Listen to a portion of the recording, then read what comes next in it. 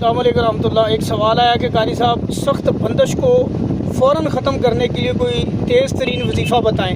دیکھیں بھائی، جس کے اوپر بھی بندش، چاہے شادی کی ہے، کاروباری معاملات کی ہے، رزق کی ہے، یا کسی اور معاملے میں ہے، سفر کا معاملہ ہے، اولاد کی بندش ہے، کسی قسم کی بھی بندش ہے، نیت کر کے آپ نے 41 دفعہ لا الہ الا انت سبحانک انی کنت من الظالمین پڑھنا ہے، اور اس کے بعد آپ نے 100 دفعہ آیت الکرسی بیٹھ کے صبح کو نماز فجر کے بعد پڑھنی ہے، اور آخر میں آپ نے 41 دفعہ درود ابراہیمی پڑھنا ہے۔ انشاءاللہ میرے اللہ کے حکم سے ہر طرح کی بندش اللہ تعالیٰ اڑا کے رکھ دیں گے۔ اس وظیفے کو لگاتار 7 دن کریں۔